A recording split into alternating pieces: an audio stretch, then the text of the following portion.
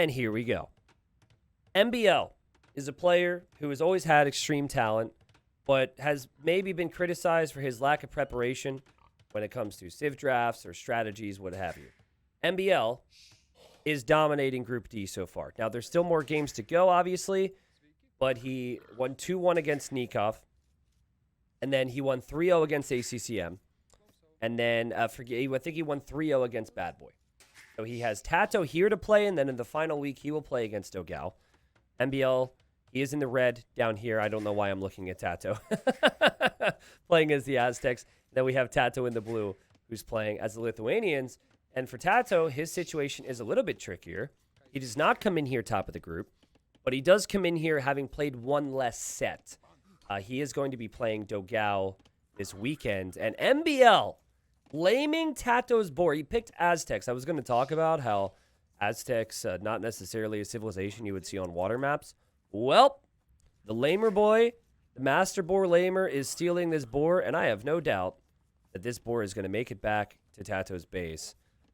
But yeah, just to talk about results quickly, because we always have this edited in, MbL seems pretty safe right now to advance out of the group, and he's looked really strong. He's had some unorthodox strategies, too. TaToH, having lost to Nikov, getting the 3 overs Bad Boy, which most other players in the group are, sadly, for him. But then having to play big names such as ACCM and having to play Dogao, he's going to want some points on the board here. In a world where, like, the group leader were to win 2-1 or 3-0 here, if MbL were to do that to TaToH would be kind of in a risky spot going into his final week and a half. So MbL, he steals that boar like it's nothing. And if there's a positive for TaToH, it is that he's going to have an early dock with the Lithuanians. He also starts with extra food. Unfortunate for him, though, he's looking for a shorefish, and there you go. He's going to find it. I have not seen Aztecs picked on this map yet. MbL surprising me, as always. The guy just... You put him on these maps that has some water, and he just refuses to play it like everyone else does sometimes. It's interesting. What is this villager doing, though? He's going to sneak a villager. He knows that TaToH's TC is here. And I'm sure TaToH should realize at this point that he's lost that boar. Brings in his first boar. Now add his fishing ships. No problem. All right. What else to talk about here? I mean, we got to pay attention to MbL. MbL has not docked at all on cross. Normally, fishing ships are important. He's instead sending a villager here, and it almost feels like he's going to make a barracks forward. I teamed with MbL in a 2v2 tournament 2 months ago, and it was both very entertaining and very frustrating at the same time. But in the good moments, MbL told me, we have to create chaos, and that's what we did. We were able to have some good results before we ended up resigning from the tournament for lack of availability for MbL, but it was good while it lasted. Why in the world is he fishing in the north, though? This makes this makes no sense. And I don't know if it creates chaos. Had he docked the ponds near his base, he would already be fishing, and it would be better for his economy. Right now, he is behind in eco units because TaToH has fishing ships. I guess it's possible TaToH will never scout that. And so in some weird worlds, if TaToH tries to dock his pond, there won't be any fish there. But just MbL things, man. On paper, it might not make immediate sense, but we might have a time in this game where we talk about how sneaky this is and how important it is. There's MbL. He used his eagle to steal a boar, so he was maybe looking to see... Honestly, I think he was hoping that TaToH had docked here. Now that I think about it, I think that's what he was going for. I think he had his fingers crossed that there's a dock there for TaToH, and then when he's in feudal, he can deal with it. But here he comes. Looping around with that eagle. TaToH well on his way to feudal age. TaToH's scout is going to be very confused here. He's going to look for all these different things, and he's not going to see what he's looking for. He's probably going to end up looking for a barracks. I don't think we're going to see a barracks from MbL. He's just walling right now. He's going to look at the shoreline, and he's going to look for a dock, which he's also not going to see. This is funny, man. And there goes MbL's eagle. Yeah, the more I think about it, though, I think that he did this because he thought that when he makes it to feudal, TaToH would never find him here.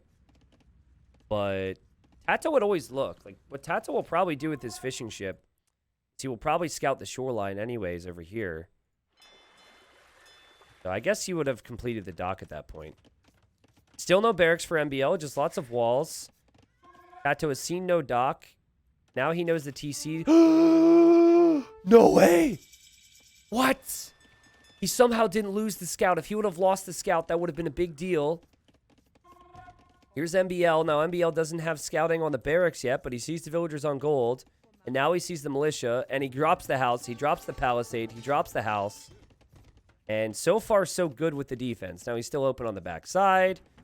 He's still very late to the next age. TaToH's still applying a ton of pressure. But MbL doesn't look like he's at heavy risk to lose villagers right now. TaToH's going to go with an archery range. But think about it. TaToH's got 5 fishing ships, which is more than MbL. He's faster to feudal with army, and he's faster to the archer range than MbL. Sealing the boar, that's not, you know, that obviously could be helpful, but it's not super effective on this type of map. And the biggest thing here is that he didn't have the early dock. I'll check the total food collected at some point. So far, MbL defended, though. He does have a knack for starting a little bit slow in early game because he likes to wall up. And then his follow-up is generally pretty strong. Here comes TaToH. So TaToH has checked both pawns, and he doesn't see MbL there. Is he checking this one now? Okay, he sees MbL's Vil. Now, he's going to think that MbL hasn't docked here yet. And now he attacks, and he realizes there's fishing ships. He loses his scout. Meanwhile, MbL's got some eagles that he's going to run around, maybe towards the north. But yeah, a very weird game. MbL is adding a galley. TaToH with some quick walls here. Desperate to get a dock down, I'm sure. And TaToH's just going to bring his archer over, and MbL's villager is going to end up going down. Good job from TaToH. He could have actually fought MbL off, but he wanted to bring MbL further out into the open here. Good morning, T90. Did I just miss your Barrels set? Yes, Johan Barrels was 2 sets ago, actually. The set of the day was Miguel vs. Viper. Definitely go back and rewatch that. It'll obviously be on YouTube at some point within the next couple days. Here's the galley, though. The galley might actually pay off now. And this dock could be completely denied. Well played, MbL. What a weird game, man. But TaToH does know that there's fish up there, at least. Guys, that's our first eco kill of the game. MbL kills the villager. Let's actually check the food collected now. TaToH seems to be ahead in most categories. 800 resource difference at this stage of the game when you have more army is a pretty big deal. And he is safe on this pond. He's going to come in now and try and pressure MbL because he doesn't see much from MbL. He saw the defensive tower. Maybe he feels like if there's a defensive tower on the golds, he can just tower the wood. MbL 2 ranges behind an army, trying to catch up in that regard. TaToH will see this. And now TaToH will realize that MbL actually has something. Don't like the tower spot from TaToH. I prefer the tower spot to be... Well, actually, I think he's intending for the tower to also deny the gold. So if that's the intention, I actually don't mind it. Problem is, MbL can just shoot down his tower. So I was thinking... You punish the fact that MbL already has a tower by placing it here, which he can't shoot down. I don't know. It's a wild game. It always is when you have MbL. TaToH's aggression has been next level, as we say, though. Really good aggression. Also, is on stone for more towers, and he is Mr. Tower Rush himself. So, archers inside of his tower. Trying to get some repairs in with the villagers. And then at home, he's got archers. Love the town watch tech here from TaToH, so he knows when his opponent shows up to his base. He sees the archers are on the way, and he's going to mix in a couple skirms with his archers. He seems prepared. For MbL, he's got more ranged units, lots of good production. No one has docked the south. No one has docked the east yet. Very weird. And TaToH out of position slightly. And MbL also swoops in here with these eagles out of nowhere. So this is not the easiest thing to deal with. Like, TaToH was prepared, but he wasn't at the same time. Those archers being inside the tower better pay off for him. because he could have been using the archers at home right now. And MbL takes TaToH off of gold. And here we sit with MbL in a semi-decent position. Not defensively, necessarily. No, defensively, maybe he's actually okay. He has this wood line. He also has the golds. Here, MbL goes for attacks. He's using those eagles. Those 2 eagles that killed the villager. At damage in against the skirmishers. Lots of army production from the Norwegian. Really needs to abandon this wood line, though, which he'll now do.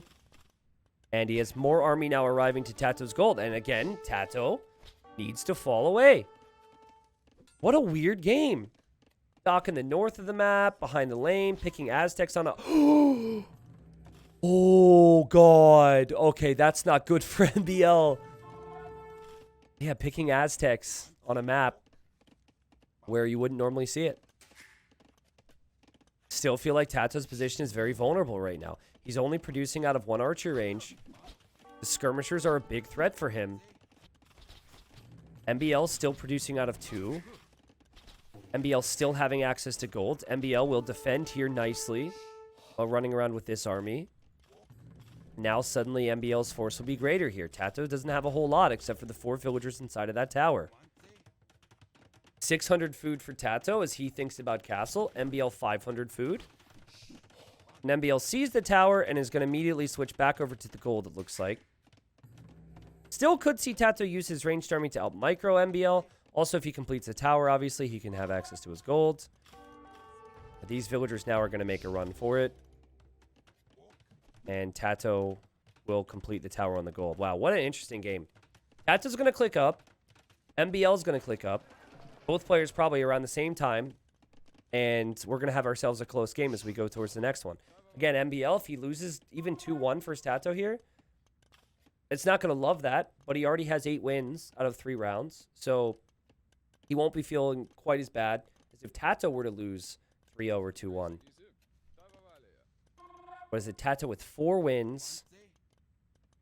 But right now, everyone is 3-0ing Bad Boy. Now, there's still... Bad Boy still has sets left to play. And you don't know if that's going to continue to be the case. But, again, like that... Having 4 points when the 3-0 versus Bad Boy is 75% of that might not necessarily feel the greatest for him. After losing to Nikov 2-1, I'm sure he wants to get a 2-1 or a 3-0 against MbL. Now, great clear up there from TaToH. And now it's 49 eco versus 44. 13 army versus 12. We see TaToH now with a stable. What's funny is TaToH's not going to extra pawns because the pawn that he would normally go to is this one.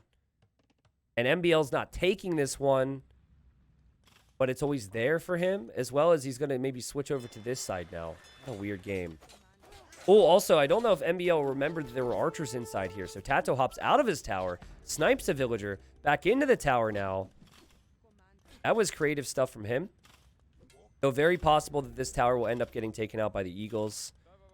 MbL has a lot of eagle warriors. And yeah, he's going to actually bring the vills.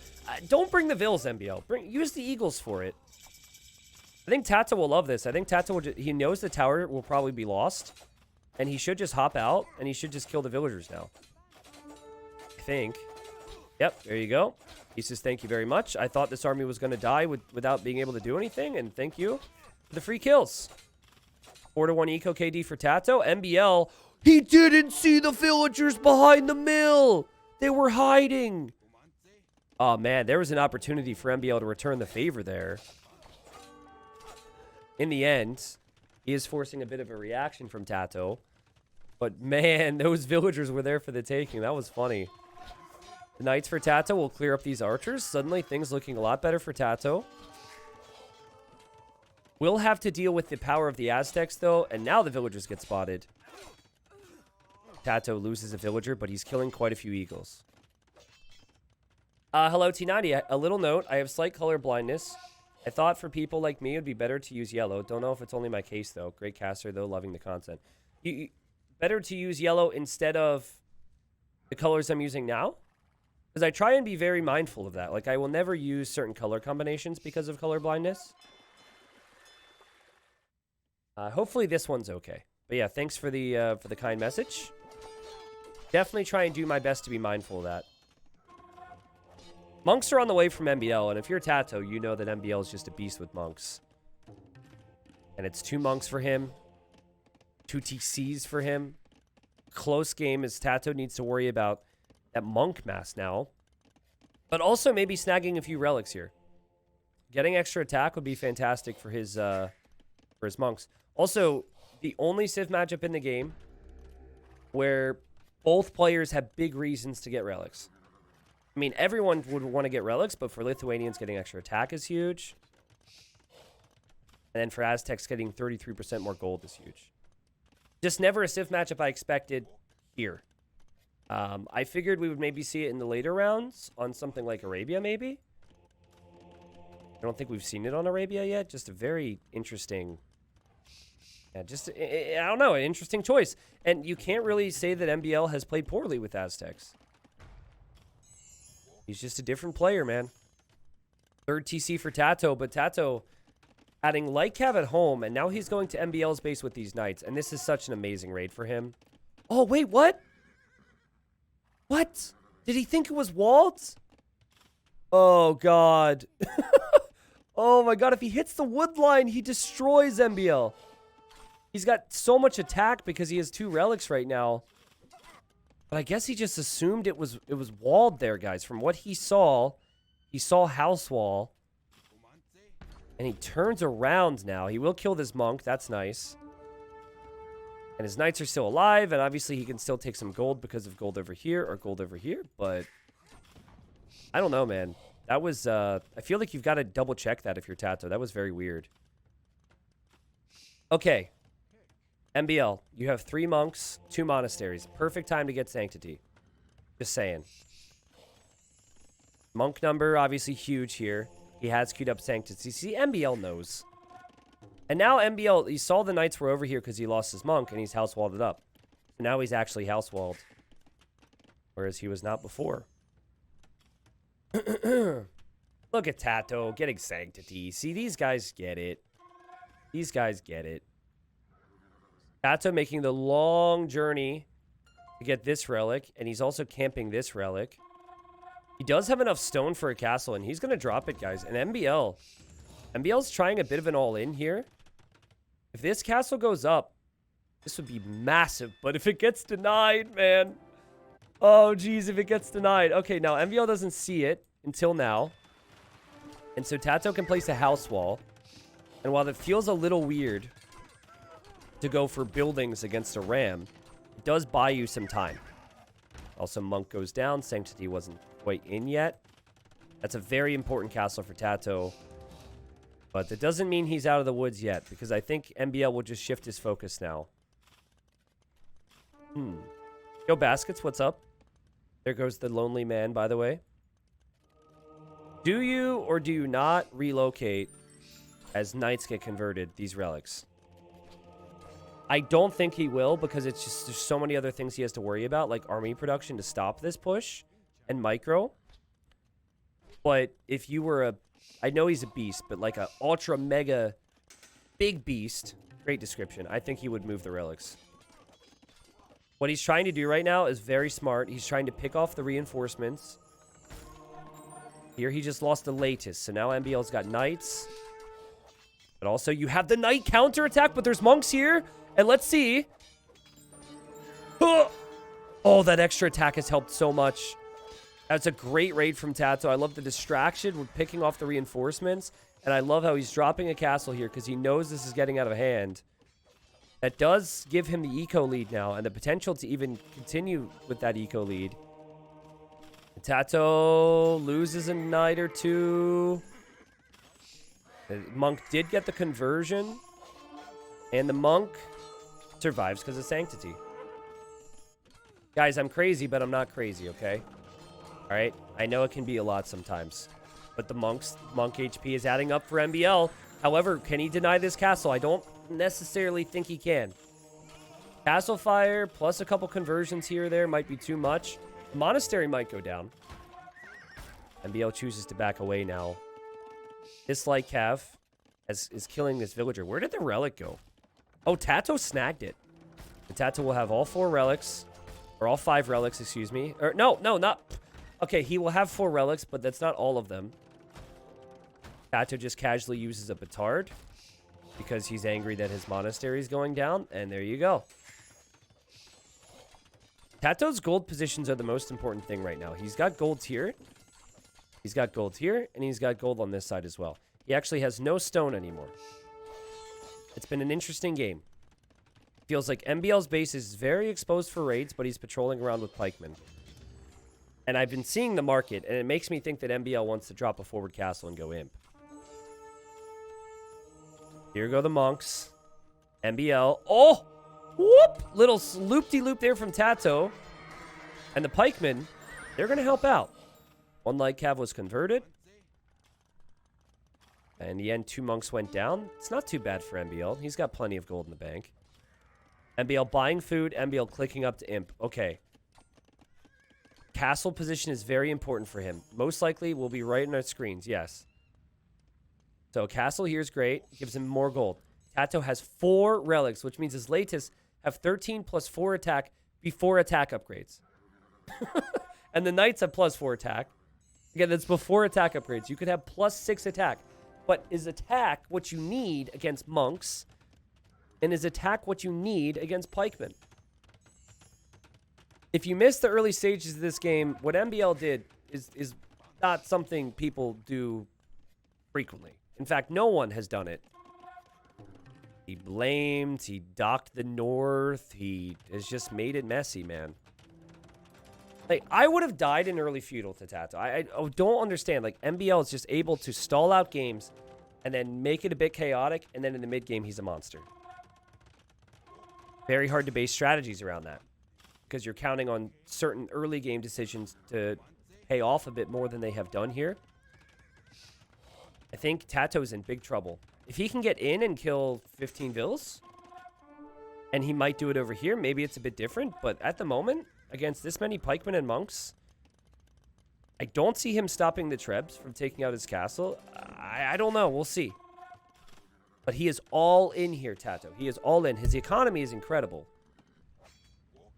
But is latest knight going to be enough? And I think TaToH is doing the right thing. Going Imperial Age doesn't change your position that much. But if you can take massive engagements with your armies and make that attack pay off before MbL gets all these imp upgrades, I think you can be okay. So he will have that +6 attack on his knights and latest.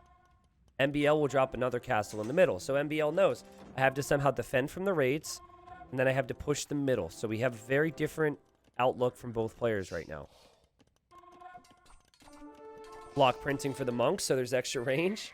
TaToH can't really justify a tech switch right now. He's put everything into this unit, so here he goes. And he's mopping up the pikemen. That's a lot of pikes going down. MbL's adding more, obviously. Now, what TaToH might be able to use is the distraction to snipe a few Trebs. And TaToH is in over here. Sees the pikemen. We'll realize the pikemen don't have many upgrades. He gets to the hill. If TaToH clears here, with the raids he's doing here, we might see him take out the Trebs in the middle. What a crazy fight that is. And what's MbL going to make? He's going to make monks. He's going to make pikemen, obviously. Conversion's actually more important now than ever. He's waiting here, though, which is important. Being as patient as possible, and you can see TaToH's massing up that force to take out the Trebs. 33 army versus 32. 140 pop versus 150. The villagers now have to leave for MbL. House walls probably won't even stay up that long. And the units now get in. Now here comes TaToH. Then he goes in with the light cap first for the monks. And the latest are there for the Trebs. I can't really see it. But I'm seeing monks go down at least.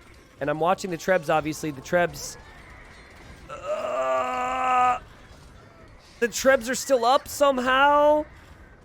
This is so messy, man. MbL's Vill count has gone way down, but TaToH could lose his base soon. And the Trebs are still up. MbL has not reacted here, however. And not reacting in one of these areas could be disastrous for you. Still no reaction from MbL. The Knights are wrecking, and there goes MbL now. Now, after taking these losses, MbL has to know the push needs to continue. So you need to defend where you can with what you can. But the priority is the push. Because if you spend too much time trying to mop up the mess in your base, there's going to be a mess in your face here in the middle. Here he is returning the favor with some latest raids. That's kind of funny. He wants to drop another castle. I would personally prefer to see that next castle go here with the push. I think that's how you win this game, is if you get that next castle next to your trebs, pushing all of MbL's base. Love how how TaToH is so insistent upon raiding with multiple groups, though. It's just constant. That eco KD is 54-9 and counting. A lot of players would have just continued. Or sorry, a lot of players would have gone home. And that's not what MbL has done here. He's continued to run forward, which I believe is the right play. But does he have enough now? Monks haven't gotten many conversions. The pikemen will be great against the light cap. The trebs are taking out buildings. Villager count for MbL is at 50 now. And half of his eco's idle. TaToH's even coming in with rams. Rams, what in the world? Guys, MbL's got 2 monks on the field. I'm not seeing most of them here. The pikemen are melting. And MbL is kind of out of gas right now. He needs to get out of here with his trebuchets. He has to try and save those trebuchets. He can't afford to make 6 trebuchets again. And his eco's a mess. Has TaToH held against this? He's still killing up more knights. He's still killing up more latest. He's running underneath the castle like it's nothing. What a sick game from the Spaniard. Holy crap, man. Against MbL. Against Aztecs. And he somehow held against all this. Now, maybe now you stall out production. There's an argument for it. You've done a really good job. You've killed Vils, and you've stalled out the whole push. So, again, if there's ever a time to cancel units and go imp, this might be it. But MbL, man, it's kind of in that worst possible scenario. He needs better eco, but he needs more to push. So, push is the answer. Here he goes. Yeah, the Trebs targeting the monastery and then somehow having that make a difference would be an epic moment. He's going to try and push this area. I think he'll go for the castle, though. But what do you do when you don't want MbL to be able to go to your base? Just go right to his base. 4 knights back to where the other group was earlier. The rest of the knights going this way. MbL sending villagers forward now. The middle, where the castles are, is the safest position. TaToH is imping. He's got rams and latest and knights prepared. This is an impressive game, man. I wonder how this would have gone if MbL would have had a couple more upgrades. But remember that he didn't really have the eco to fully upgrade things. Oh, and TaToH's in over here as well now. He's got so many units. This is ridiculous. Like, on paper, going knights and going, yeah, going knights against monks and pikemen is just not a good idea. But if you outmass your opponent, control the game, and then have this much attack, apparently it's fine. MbL's got 3 castles along the middle. Look where he's farming. He's not safe at home at all. Why does MbL not wall? I don't think walling would have worked. Not only is that a very specific focus, you have to pull 1 Vil, wall, costs a lot of resources like stone. But with how active TaToH has been, TaToH's never letting him rest. Right when MbL goes to do anything, TaToH's just hitting me in the next spot. If the game developed a lot slower, like if the game was on slow speed, maybe, you know, if resources aren't an issue, you could justify that as well with what you're doing. But for MbL, it was constant Q, constant focus, constant push. And hey, relics are being moved back somewhere. TaToH actually had less attack for the time being. MbL is never one to quit early. And he's trying his best, and it's all about the monks here, guys. I think he has the best monk micro out of all the top players. He's the only top player who uses hotkeys on a mouse to do control groups. He's got 1 through 12 on the side of the mouse. And he'll set all of his monks to a separate number. Now, don't go out there and just purchase that mouse thinking that that's going to make you a better player. I have that mouse. I can't do that crap. I cannot use the mouse hotkeys at all. It just doesn't... It does not work for me. The buttons do work, but what I'm saying is it's not easy. I don't understand how it happens. Armor coming in now for TaToH, which will obviously help his units. The Civ doesn't get the attack upgrade. And look at him go. Like, MbL's stuck in the middle. And I think TaToH was thinking, why isn't this guy resigning? And now he sees the monks and he's like, oh, okay. Armor's not in yet. TaToH wanting to engage. As you can see, every monk is on a knight. But MbL's economy is so bad. He'd have to convert like 25 Latus or Cavalier. Have a chance here, I think. I'd love to see TaToH get Elite Latus. Oh, he doesn't actually have a castle, though. So I guess you get Paladin instead. His resources are wild here. He's almost at 200 pop. There you go. All right, Paladin's on the way. I mean, he's running through what used to be MbL's economy. So, well, good luck with that one, I guess. He is still doing damage, obviously. Taking out production buildings and could maybe take out the monastery there. I think where he's just going to wait for Paladin and go for one big fight. MbL's got 12 monks and 26 pikes. And he's farming in the middle of the map. This is insane. TaToH's actually taking gold and stone all around the map because TaToH knows that MbL can't split his units up. Everything's got to be in that one spot. I don't know if Lithuanians get Heresy, but I agree. I think Heresy would be a really smart tech. I think he will probably be able to clear this anyways with this much attack and having Paladin. But I agree with you that that would be a wise move as MbL continues to add pikes. That's one of those things I just never have seen a situation where Heresy would maybe make sense. And now this castle's going to melt. MbL's population is not quite at that point where he should resign, guys. 130 pop. I think first game of the day as well, first game of the series, I think you should continue. But I don't know if I've ever seen a player fully surrounded like this before. See what I mean? Look at that. Look. You see all the different dots? Normal players have to get like Theocracy and Illumination, so it's a bit easier to get multiple conversions. But, I mean, MbL's getting it, but he doesn't need that crap when he can select individual targets as easily as he does. Look, boom, instantly, 2 monks right on a unit. Look at that! Like, look at all the red dots. Actually, he got baited, though. He got baited. He got baited from TaToH, and that was really well played. All the conversions that MbL would have wanted here will not come in. And even though Paladins were converted here, TaToH's going to clear this and win this first game. And what an incredible game. 4 relics with Lithuanians. Not something you see every day. 14 plus 6 attack. And at the end of the day, it was a beautiful Age of Empires 2 game. It was amazing from both players. MbL finally calls it.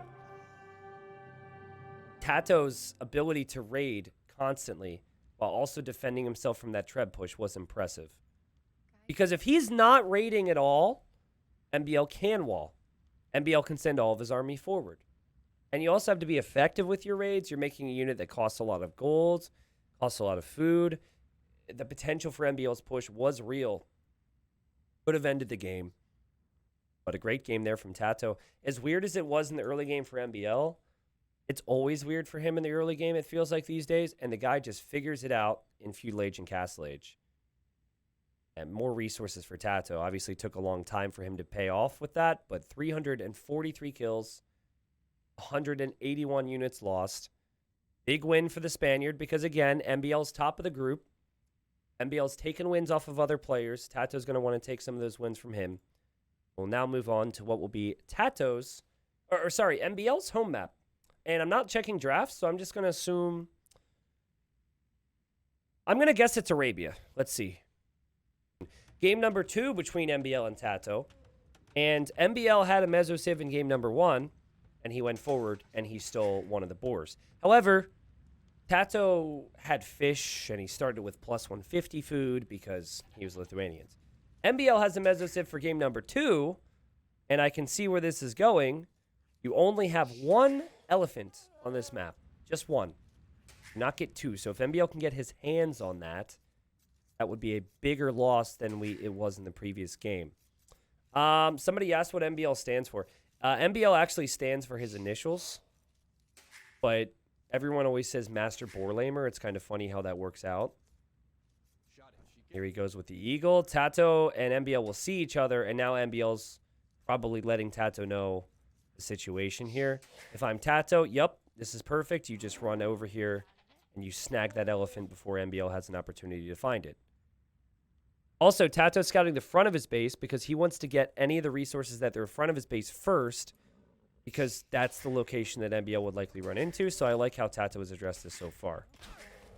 All right. Oh, whoa. MbL's bringing a villager. Wow. He really wants to lame in this series. Okay. So the other thing about this map, beyond the one elephant, is you have 8 ostrich and zebra. It's a mix. And it's normally 4 and 4. So having one boar and losing one boar would be awful, but also losing access to some of this food could also be a bad thing. And so TaToH sees this right now, and TaToH's like, oh, no, are you kidding me? He's got a villager here. But he doesn't actually see the villager yet. But he must know because the animals were dying in the fog of war. And MbL is just like, hey, if you want to eat this, you are going to have to make a mill or walk long distance. And MbL having a villager around your base is never going to make you feel too good either. So that was... it's an interesting strat from MbL. And actually, we saw it from... shoot, who was it? We saw somebody else do this in another series. And it's slipping my mind who it was. But it ended up being an incredible game. And I think it's worth it to lame as well. Oh, I think it was Dogal versus ACCM. And I think ACCM did that. You do get loom at the start with the Mayans. Because you start with 4 vills and 1 eagle. Which means you're pop capped and you can't produce villagers anyways. So having loom means your villager's going to be protected. And if TaToH thinks you're going to fight him, he will then research loom. Which will actually put you up a vill. If you look at it. So, yeah, TaToH has to adapt his whole build order to this. He's going to place a mill here. He doesn't want to lose his food. Overall, I think this is worth it for MbL because MbL still has his food to take. Now, it slowly decays. It's very slow. We've lost about 20 food on each one over here. TaToH obviously is eating some of these, so the math is hard. But MbL just comes home, and now MbL is going to use his zebra, or push his zebra, and he gets the full 140 food. So, actually, it just came back to me. So when Dogal and ACCM played, it was Aztecs versus Chinese, and ACCM lamed with a villager, and then Dogal just sent his own villager over to ACCM's base because he didn't want what's happening here. He didn't want his opponent to just have all of his food be fresh, I guess you could say. So MbL went forward early. He went forward with intent. TaToH struggling, but should still be okay. Still has plenty of food. Anything will just delay any type of strategy he'd want to go for. So about the color blindness, most common type is red/green one. So we have hard times distinguishing red and green next to each other. On those desert maps, red player is cool. Oh, I see.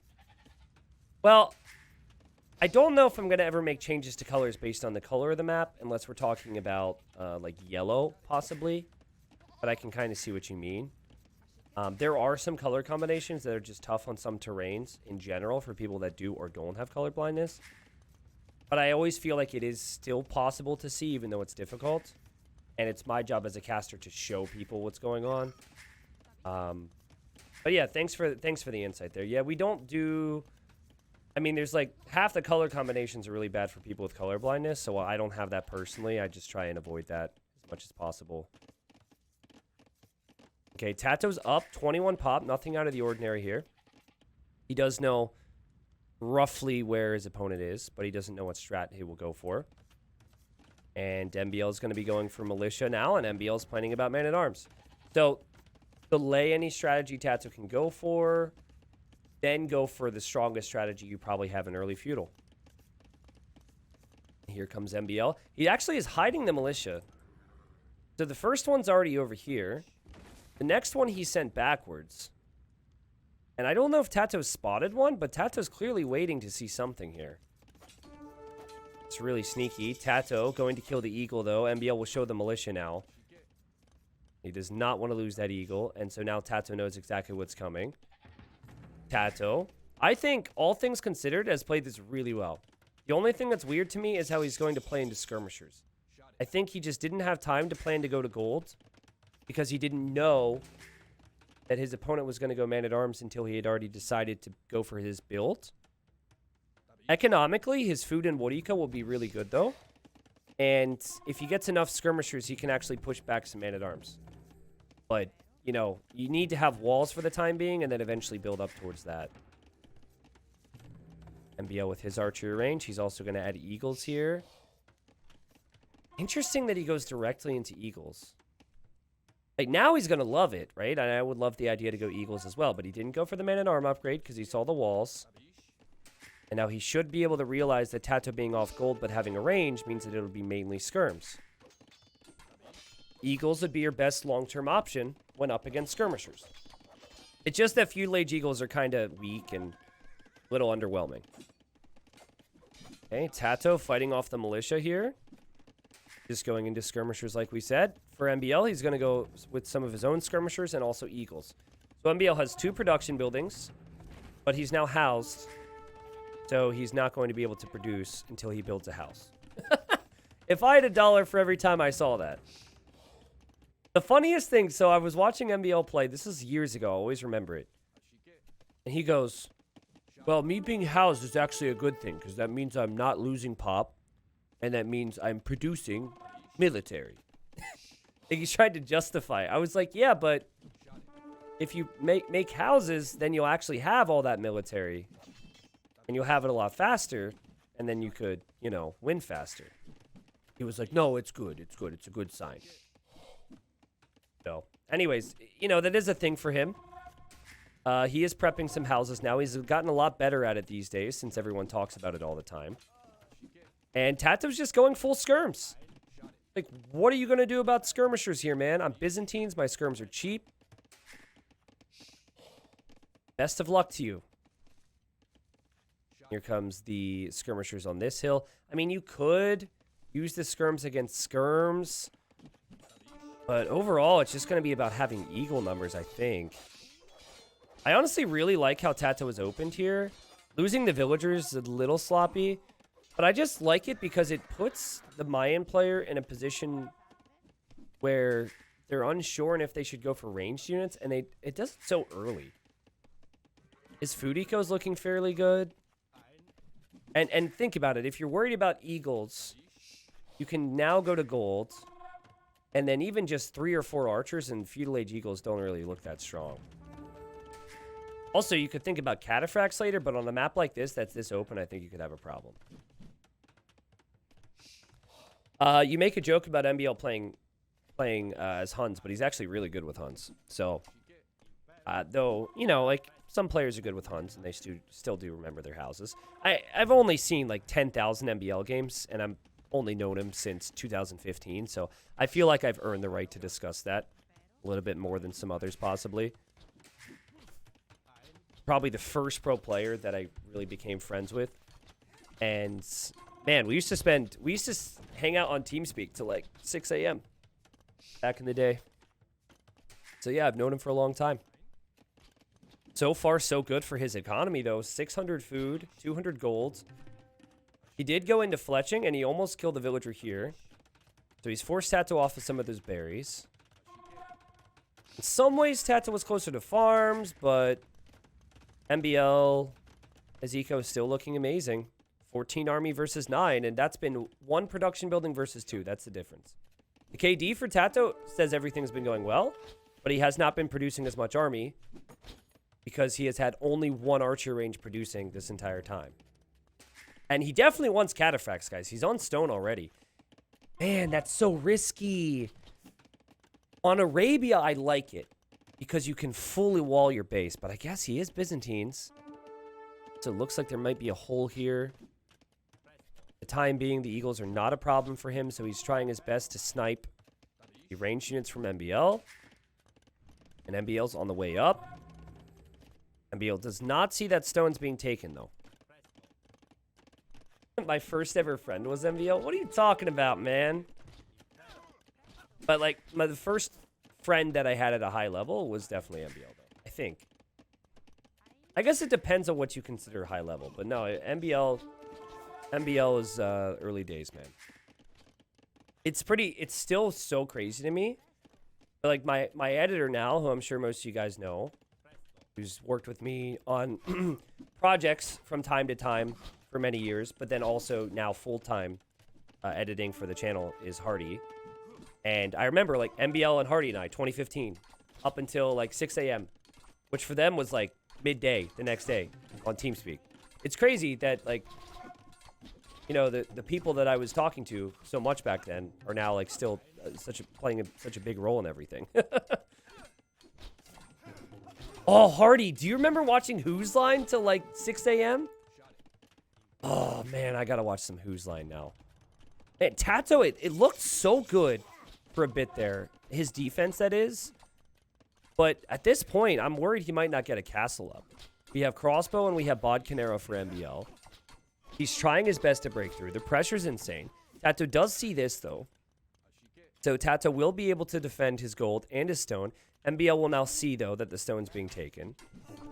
TaToH does have to fully abandon this woodline, though.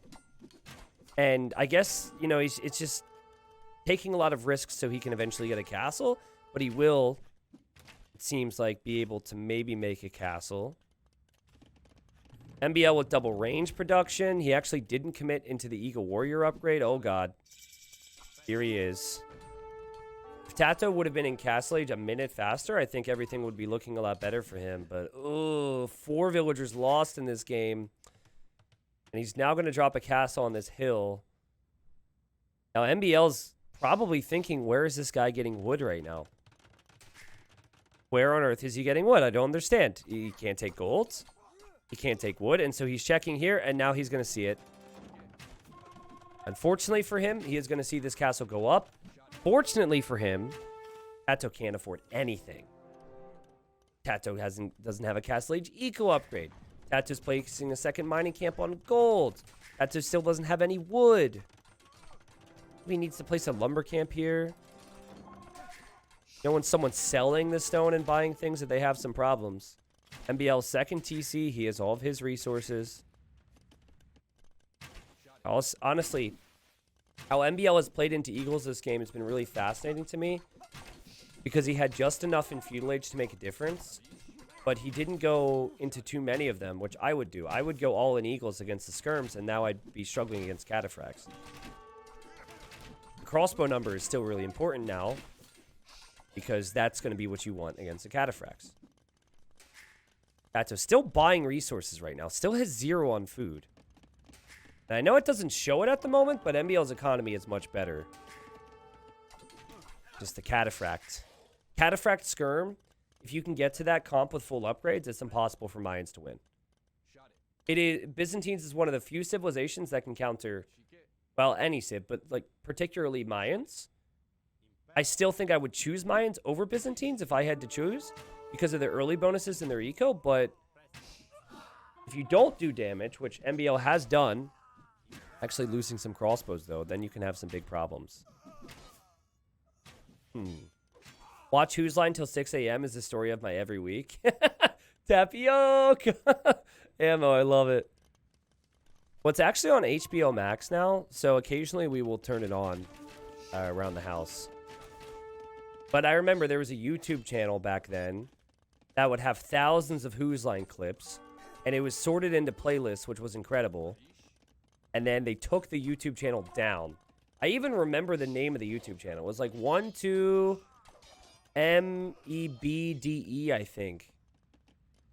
I don't know if that channel still exists, but I remember years ago I went back for it and the channel was down. I remember being really annoyed. Okay, so here we have Cataphract. I mean, this Cataphract could be what TaToH needs. Cataphracts could kill the crossbows and kill quite a few villagers here. And remember what TaToH did in game 1. He was able to get to melee cav unit, and he was able to use the mobility. MbL has to run away with these villagers. He will complete the TC. But struggling to find some damage, or not, actually. Also, MbL apparently hasn't lost. There we go. Now he loses the villager. He must have Town Watch here. No, he doesn't. Wow, great reaction. Notices that. 6-1 eco KD. Total KD 24-19. TaToH still on one town center. And, oh, no way. Dang. He wants to drop a castle on this town center. And MbL's sending a lot of his military back here because he knows there's cataphracts. There's Town Watch for MbL so we can see things. These vills are just hanging out right now. They might actually give MbL vision on the castle foundation. Nope. Villager down. Crossbow's chasing. MbL got hit in the face. Missed that one. Sorry, there's so many things going on. MbL's adding more ranges. He just figures archers, archers, archers. That's all I need. But does he know about this? He knows about it now. I don't think he can stop this castle. There's not many cataphracts for TaToH. If MbL stops this castle, it's game over. But if the castle goes up, he could have some massive problems. These cataphracts still running around. This castle will go up. Could lead to TaToH actually controlling some wood, which is kind of funny. MbL's villagers could be chased down by MbL now. Or did I say MbL's villagers by MbL? I don't know what I'm talking about. I meant to say the cataphracts could chase the vills here. Ballistics is in for MbL. And TaToH does not have skirms. So it's mainly the siege that matters. Obviously, though, the cataphracts can do a pretty good job at picking off vills, as we've seen. He killed 3. I feel like MbL wants to drop a castle on TaToH right now, but I don't know if that's going to work out. Another siege workshop for TaToH. +2 armor for TaToH. Unique unit mania from TaToH this series. Latest in the previous series with knights and now cataphracts. Let's go, man.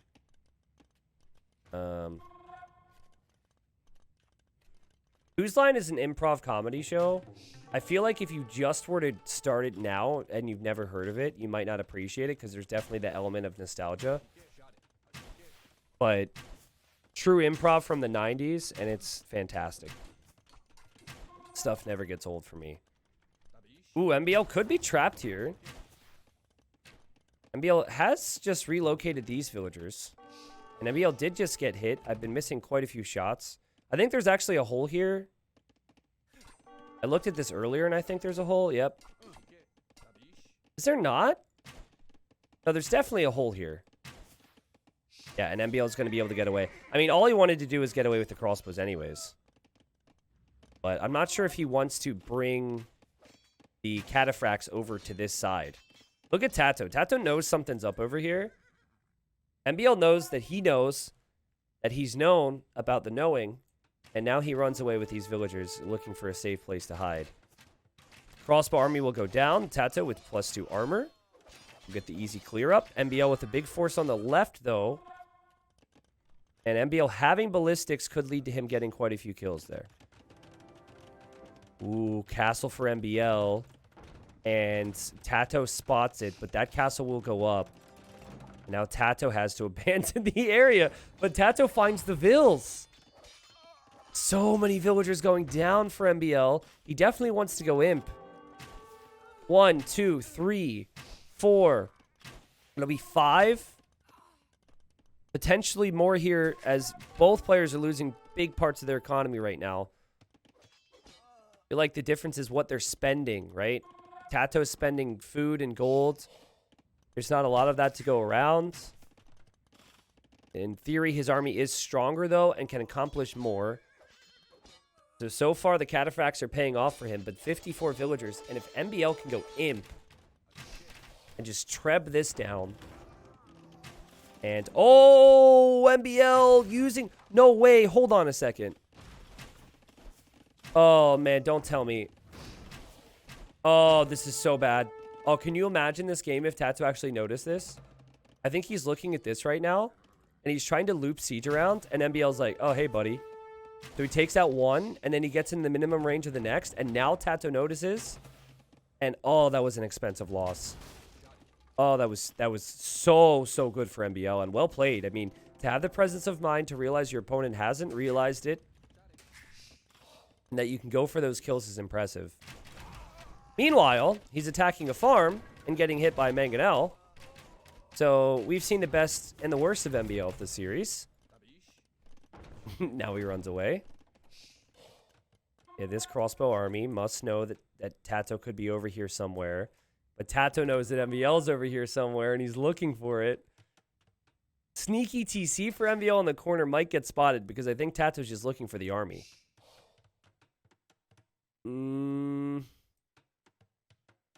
MbL knowing he's exposed. The game sense is insane. And look, they just keep second guessing what the situation is. And now TaToH should notice this one. And MbL does get hit. He patrolled into it, though, and he actually gets the kill. TaToH again looking for another crossbow army on the left side. But TaToH must know that MbL's clicked up.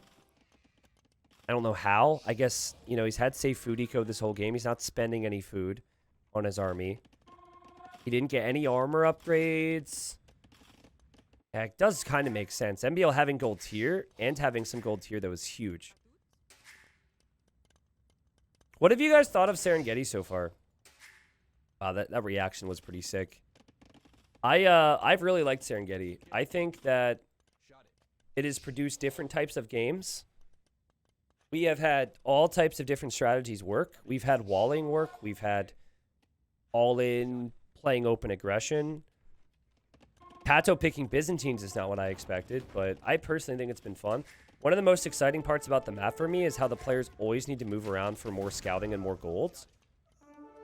And other maps in, well, any map pool usually just don't have that to the same degree. And it's not quite like Gold Rush either, where Gold Rush has all the gold in one spot. You know, you have to spread out for it. Great raids here from TaToH. It's 67 villagers versus 78. In the previous game, he stayed in Castle Age for a long time. But he wasn't up against Arbalest. And he wasn't making Cataphracts. Cataphracts 9 base attack. In the previous game, he had Knights that, with all of his upgrades and whatnot, were doing like 16 damage. Not going to be close. And he's going to lose his castle here. The KD for TaToH is insane. It's just that MbL's units are so cheap. And he's been able to make so many after his losses here. MbL seeing the siege. Micros down the siege quite nicely there, but he is making a run for it. And TaToH calls the GG. He realizes the direction this game is going. He would lose his Cataphracts here. Another castle goes up. He would lose his castle here. I said it before. I feel like the way TaToH opened was okay. But MbL's decision to mix in enough Eagles but not go YOLO Eagles was the important thing here. If he goes triple barracks Eagles because he sees his opponent is going skirmishers, TaToH going Cataphracts has so much more of an effect. But in the end, MbL focused primarily on crossbow. Skirmishers weren't a possibility for TaToH. Not sure if I like Byzantines on this map, though. You have to play so defensive. You invite so much pressure. MbL was able to get a lead due to the pressure. And you'll probably see it here with the eco. Yeah, MbL just had such a good economy. More of every resource except stone, and stone wasn't too far off. And MbL ties up the series, 1-1. Alrighty, here we are, game 3. I'll change the colors again. We don't need to take you out of context. What does that mean, man? What does that mean? Okay, we'll put TaToH in the blue. All right, so if I remember correctly, tallying in the wins from this series and then all the sets they played before, please keep in mind that MbL has played one more series than TaToH because Dogal had delays and TaToH has to play another one soon. I think MbL is now at 9 wins. I think he was 8-1 before this series, and now I think he's at 9. So he's in a great spot in Group D. TaToH, I think, is at 5. Not horrible, but when you have Dogal, and then you also have ACCM yet to play, that 5 might not end up being enough. We'll see. TaToH probably the player that needs to win the most if he's looking to get top 3 or just guarantee that he is not one of the 2 players that's relegated. MbL could do him a favor, and he could go for a potato strategy and he could help his buddy TaToH out, but that's not the way MbL operates. I'm just curious again how MbL chooses to play this. Game 1, very weird game with a lame and docking the northern pond when he wasn't even close to it. Game 2, villager forward, trying to lame. And I guess everything after that was somewhat standard. And now we have a map where there's water, or amphibious terrain is probably the best way to say it, in the middle. And MbL is not a player who loves to play standard on this type of map. He was the guy who, if you think to the map Cup, he started to go scouts on that map. And I could see him doing the same here, possibly. We'll see how much he sends to wood. Clearly, though, MbL is coming forward to try and lame. Now, on the latter version of Golden Swamp, the rhinos typically generate on the front. So if you're a lamer and you want to really ruin someone's day, send a villager and just wall in your villager and shoot down both of their rhinos. I can guarantee you it's not going to lead to you being reported by anybody. I can guarantee you everyone will smile and enjoy the fact that I've told you that. But yeah, I don't know why, but 90% of the time, the rhinos generate on the front. And sometimes they're right next to each other. We obviously changed that because people like MbL exist. And I didn't even talk about the civs yet. We have TaToH has gone for the Italians. So I could see him going for more of a water approach. And then MbL's gone for the Hindustanis. And not the first time I've said this, but the Hindustanis are not a civilization that I necessarily see as a civilization that should thrive in hybrid situations. But even TaToH has picked the civilization in hybrid situations because it's strong. And it has options for pretty much everything. From the cheaper... Let's go down the list, shall we? As we see, MbL has confirmed the dock is there. And MbL is gone for a mill on berries. He's gone 3 on wood, so MbL's not going to take water. Again, he's an unorthodox guy. But yeah, you've got the cheaper vills. You have camels that attack faster. Your stable units also do more damage against buildings. You have the siege elephants. You have +2 range on hand cannons. Your gold income is faster with 1 unique tech. You also have a building that increases the rate of your trade. You have fully upgraded cav archers. You have fully upgraded skirms. You have halberdier. You have, did I say imp camel? I think I said imp camel. And then you have the gulam. The gulam is a unit that is great anti-archer. Maybe the gulam could be needed here. I don't see this matchup going too well for the Hindustanis, though, if we see TaToH get to a lot of Genoese crossbow. That's a big if, obviously. You need to make your way there healthily, make a castle. But maybe the Genoese crossbow is the answer. Actually, maybe not. Because then the gulam exists. You're only countering part of the Hindustani tech tree if you get there, but we have a lot of other things to talk about, I'm sure. Anyways, MbL's just freaking going scouts. So TaToH's approach is to dominate the water here. He's got plenty of water buffalo for later. He's got 3 fishing ships. Italians, it's cheaper for them to go to the next stage.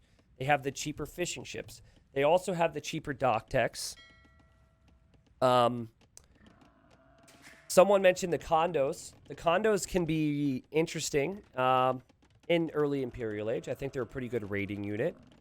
It's definitely a nice power spike to have that available. What is it these days? I think their university techs are a bit cheaper. And that's pretty much it. I think I've covered all the important things. Nothing else that really jumps out to me about this civilization. The list is not quite as long, but I guess you do have some unique techs which can be helpful as well. Here comes the attack. This is interesting. Actually, Pavise could be a really big tech. Pavise, if we see a lot of foot archers, I really like that technology. But obviously the trade bonuses aren't going to be that huge here. Yeah, can someone remind me what the HP is on a condo? As TaToH wants to full wall his base, it's almost like he expects scouts here. I don't know what he's seen. I had to double check. He saw the barracks, and he saw no dock, so he knows. Also, hitting MbL's scout here. Boom. Nice. MbL's scout will actually die in here. Very well played from TaToH. We see a lot of players try and go for the water approach, but then they don't get the walls down, and then the scout pressure can actually work out. 80 HP in a condo. Ooh, MbL's actually going to save his scout. There's a hole there. And we have a villager from TaToH. He's got a lot on wood, so it definitely looks to me like he wants to go for a second dock. Yeah, I think condos could actually be relevant in this matchup.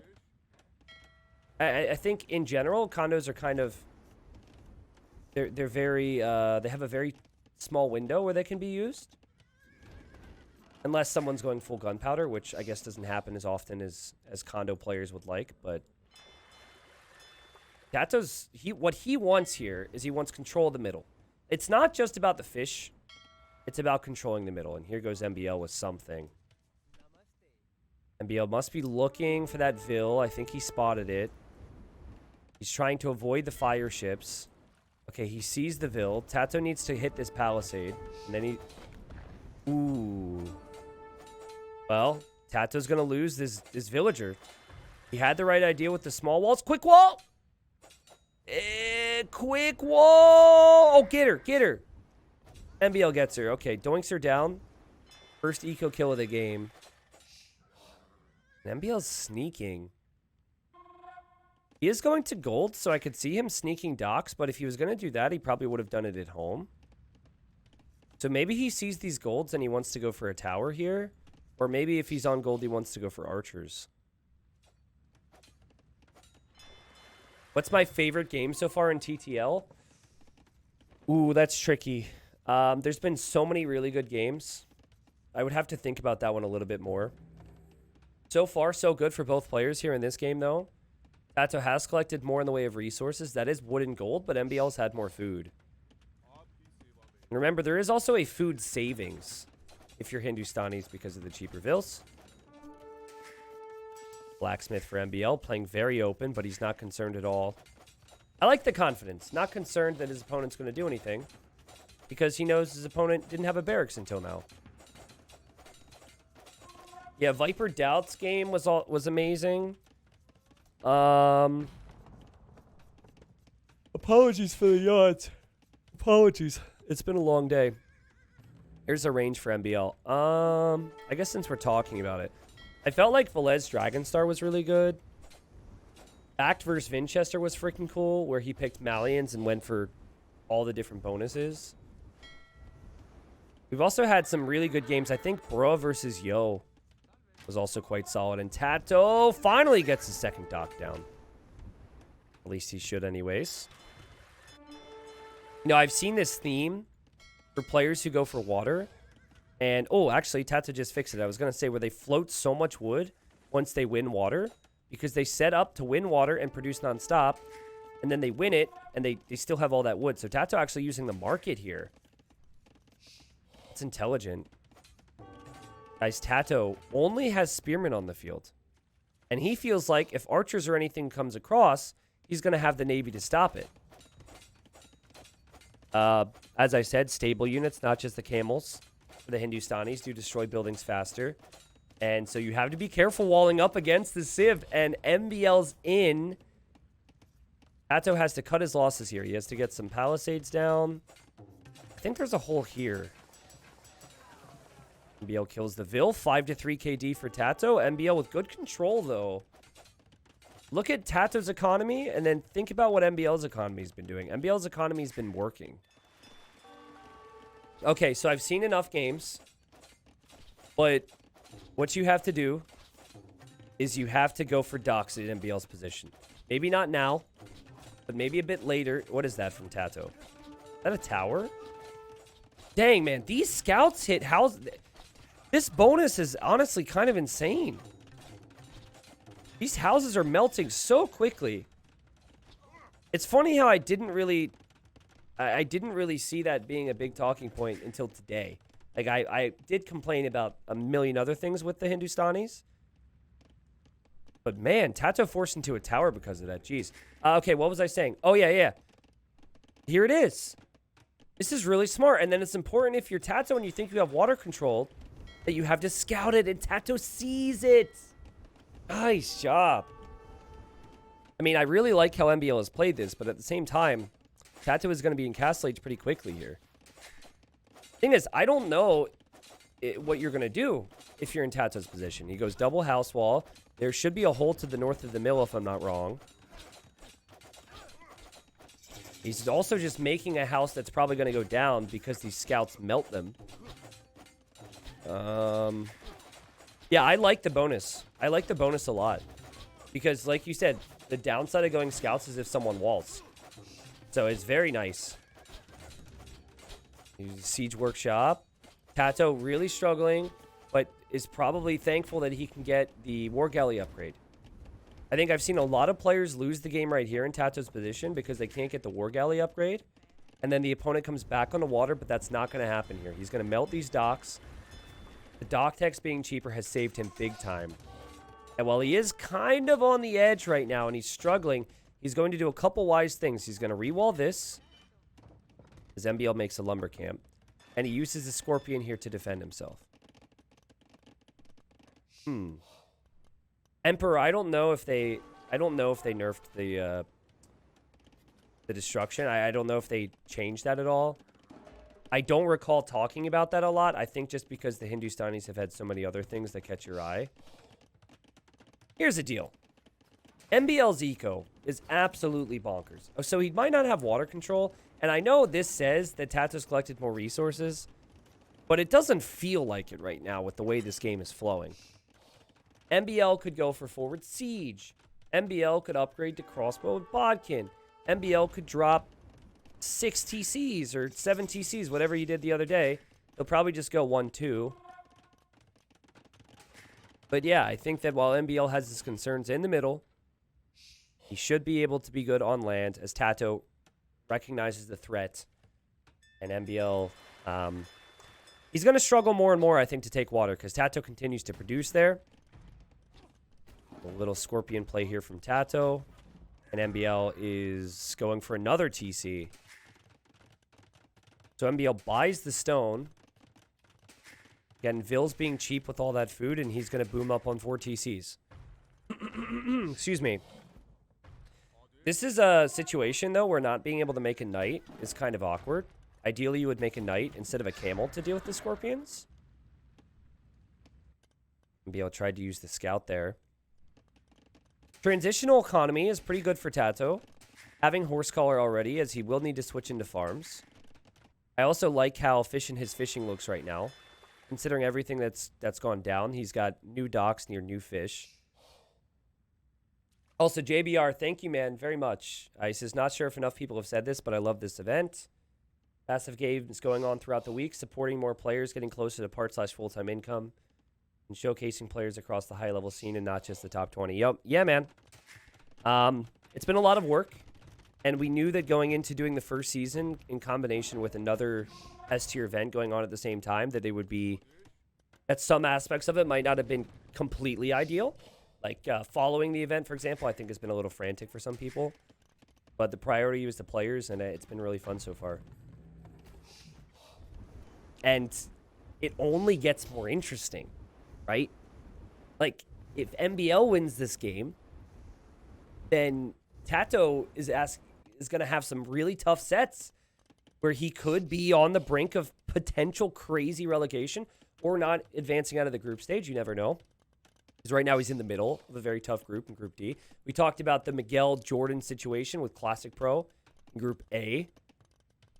Every group has sets that are must-watches near the tail end. So you have a lot of gold at your base.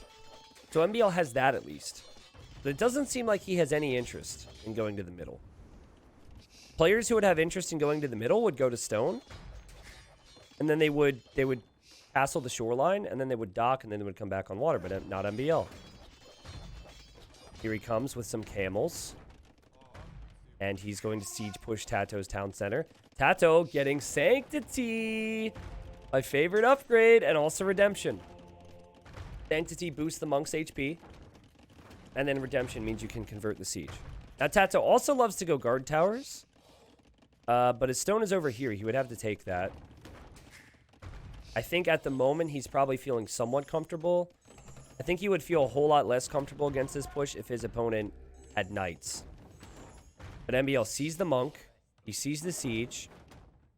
And he says, well, I'm going to die to a Komodo dragon. Please don't tell me this villager dies. Oh my god. It's going to be so close. It's going to be so close. I think it might die to a Komodo dragon. I think it might die. I think it might... Okay, it's fine. I couldn't tell what HP it was at the start. That would have sucked. Because he's getting light cap from home and he wants more production. MbL has a lot of vision with this, but he can't see this town center. Town center should complete. TaToH is also on stone underneath here. And he has 2 relics as well. I like that. I also love the outposts on the sides. It's funny. He's very paranoid about this side because of the buildings. And MbL still has vills over there. But MbL is actually going for his main push over here. Let's check resources collected for a moment. It's still very close. TaToH with more wood and gold. MbL with a lot more food. MbL getting bloodlines now. And he was just trying to take a peek to see exactly what TaToH was up to. He must be worried that TaToH will go for a castle in a second. Really looks like he's gearing up for a push. TaToH, he didn't know that there was light cap production from back here. And MbL doesn't really seem to care about the siege as much as he cares about the monks right now. He knows the monks could maybe have redemption, though he hasn't confirmed that. But yeah, he's using his cav, and he's going to take out the siege. Really close game here. It feels like the perfect final game in the series. Who's going to win this game? I have no clue. On one hand, I don't like how TaToH doesn't have the stone control. But on the other hand, he's going for guard tower. He's getting fletching. TaToH's known for guard tower defense, so you have to have faith in that. He also could clear this up. Also, we have a scout here attacking MbL. That's the only counterattack we have. And there it dies. Thing is, you need Bodkin, and you need to have... and if MbL has 3 or 4 siege weapons, this tower can still go down. So, TaToH's got to play this crazy little... I don't know what you call it exactly. In and out game. That sounds very sexual. So we're not going to give it a name at all. But you have to pop in and out of the TCs to try and get conversions. And then when you try and get conversions, the light cav are going to show up. God, I wish I wouldn't have spoken those words. Anyways, I guess Bodkinero's in now. And yeah, lots of pressure on TaToH's economy. I do still really like games when someone has this many farms, though. And I think having, as MbLs make stables over here, I think having side control can lead to you having middle control because you can, they focus everything on the sides, and then you can storm back and take the middle somehow. And I don't know if that's exactly what MbL's going for, but he will drop a castle here. And if that castle completes, then again, he can dock and take the middle. TaToH's imping right now, which is awesome. But he is getting hit on this side. MbL has good vision on this. And just think about how difficult it is to play if you're TaToH right now. You've got to use He gets 2 of them. He gets 2 of them. And that could lead to the 3rd going down. Wow, now this push could be stopped. My worry for TaToH is he has 2 spearmen for military. MbL's got full armor, full attack. Oh my god, and TaToH's losing. This is what I mean. You're so focused in all these different areas. I think he just pulled these villagers back after a tower. And now look at his economy. This has gone from 0 to 100 here. The armored elephants are over here. The light cav are wrecking TaToH's eco. TaToH has not reacted. We saw an instance of this earlier. If you're getting hit in important areas, especially when it's on multiple sides, you might not be able to notice it. And that alone right there could be the game, because I don't know what TaToH gains from Imp right now. He doesn't have a castle to make trebs. He still doesn't even have pikemen. He's panicking, so he's just queuing up spears. I mean, geez, MbL's even bringing in archers, and that's kind of an issue for the spearmen right now. That's not a good sign for TaToH. If he wanted to make condotieros, he would need to have some food. And even then, I'm not sure if the unit is necessarily... Looks like this elephant was converted, which is funny. But I'm not sure if that unit is necessarily what you need here. 78 villagers versus 124. I mean, TaToH will soon be able to make a castle. He should be able to clear this. MbL still isn't clicked up.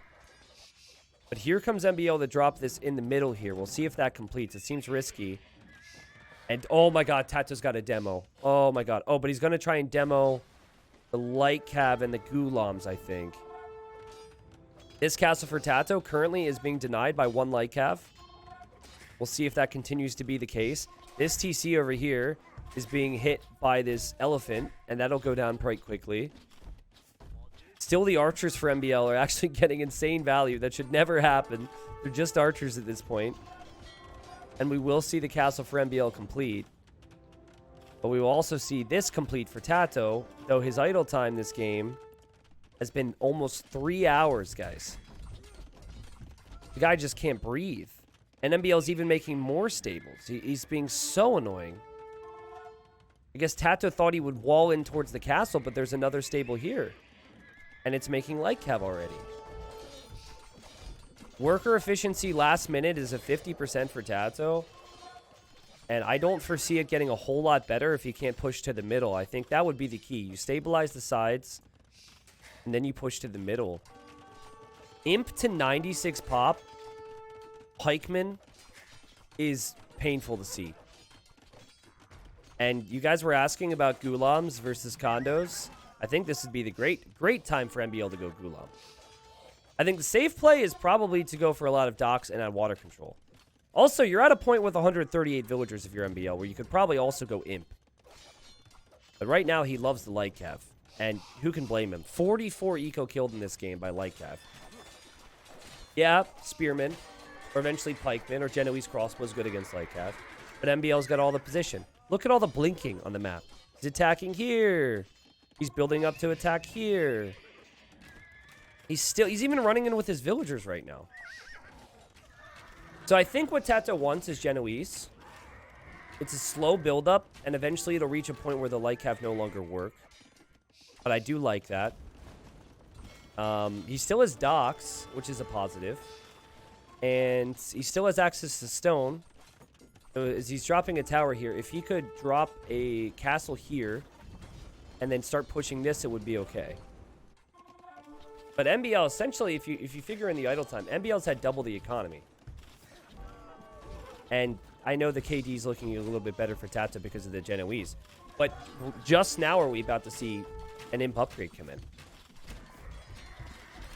I don't think MbL cares too much. If he's killing villagers with units that don't cost gold, and he has control of the middle, I don't think he cares too much about what that KD looks like at the end of the game. It's so, like... Do you see what MbL means when he says create chaos? It's so random and chaotic, but it's something we should appreciate so much. There's not many players who play the game like MbL, man. There's a reason he's been one of my favorite players ever since I started casting competitive AoE. Some days it's more chaotic than others. There are things that he will do or don't do that other pros would agree or disagree with, but he's at 180 pop. TaToH's at 86 pop. TaToH's dead. I do not see how 12 Genoese crossbow could do something. I couldn't think of 12 of any unit that could do something from this position. Elite War Elephants. Nope, still wouldn't work. Trying to think of other... I mean, Cobra Cars, but Cobra Cars, obviously, that's kind of a cheat code. Producing when he can from the sides. Mix of skirms and crossbows now with some more siege. Still building buildings. And now he's on the way to the Imperial Age. The way to finish this game would probably be to delete some vills. And just fully pop up with army. I think the unit composition, you can kind of choose what you want at this point. I would say opening with skirmishers would make a lot of sense. Also having the castles, I think you could go Ghulam and finish this. 12 siege onagers. 12 siege onagers couldn't even win the game. 12 monks couldn't do it. I went through the list in my head, slowly anyways. I don't think so. TaToH came in here expecting to pick Italians to compete for water, and MbL said, I don't care about it. I don't need the water. I will just go scouts. I think the bonus that Hindustanis have with destroying the buildings has helped a lot. Like, I think he got more value from his feudal age army than any other civ would have been able to. But geez, man, this is insane. Could finish this game with a ham sandwich. Dude, I want a ham sandwich after this game. 6 hours of casting. Yesterday we did 8. Day before that was like 7.5 or something. So this will probably end up being a shorter day. I'm sorry I'm sitting here acting like this game is over already, but it feels like it's well and truly over. I mean, MbL now getting Grand Trunk Road, so the gold mining is even faster for him. And it's just going to be continuous. And the guy's not really even winning with gold units right now. He's got a couple, but he's just making skirms and light cab, and he's going to bank up the gold. MbL could try and go for a wonder victory in this game, and I honestly think that TaToH could never even get to the wonder. Even if he made it in the middle, I don't think TaToH could ever stop it. Maybe I'm exaggerating now.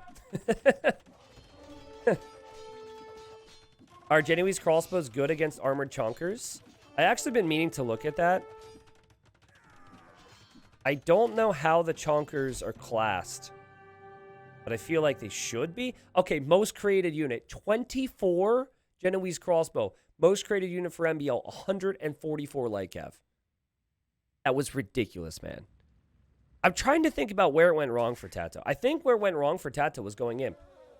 When he went imp, I don't know what his plan was to gain anything from imp.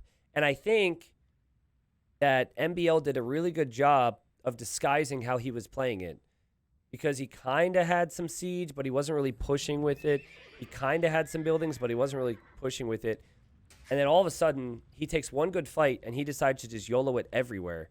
And it was like YOLO castles in the middle, YOLO pressures on the sides, and TaToH struggled. That could maybe be... Part of it for TaToH could be, I think what he originally wanted was to just siege monk defense at home and have that be enough. And then this castle, I think, was supposed to be a middle castle. Think about it. If he walls out any pressure and just, defends from it as he was planning, castles the middle and goes water control, he's got full access to gold, and then he can just move forward and treb MbL back from the sea. I think MbL played this game exactly as he kind of needed to. Because the only way for him to get the middle was going to be to push the sides. And this means TaToH needs results. Group D is seen as the group of death. TaToH has 5 wins total after 3 rounds. He has ACCM and he has DoGao to play. And for MbL, I mean, he's sitting pretty at the top. MbL hasn't lost a single series. He did have 2 3-0s and he did have 2 2-1s, but MbL is clearly the best player in Group D right now. I think the only player MbL has to play now is DoGao as well. And then DoGao, I mean, I'm not going to go through all the results here. You probably could look at the groups. I'll show it on stream here in a sec. But DoGao was the player who was sick and then traveling. So the TaToH DoGao series, which was technically supposed to be round 4 for TaToH, that is going to be happening over the weekends. None of it will be available live as far as I'm aware. I think it's all like behind closed doors type stuff because there's another event. And then on Monday, we'll be streaming that. But who would you say right now, chat? So you have MbL, you have Nikov, you have TaToH, you have DoGao, you have ACCM, and you have Bad Boy. I think it's fair to say Bad Boy's relegated. But what other player is going to be relegated from those names? I think how DoGao plays against MbL and how DoGao plays against TaToH are all very important. Because DoGao, he lost to ACCM 2-1. And if MbL 3-0'd ACCM, I think we still have TaToH ACCM to happen at some point. But if MbL 3-0'd ACCM, could say that maybe DoGao's not a favorite against MbL at all. Could struggle to get results there. And then maybe TaToH has an edge over DoGao. MbL relegated? Really? Really? Robo says TaToH DoGao is tomorrow and then DoGao Bad Boy is on the weekend. Yeah, okay. So then DoGao is pretty much caught up before his final round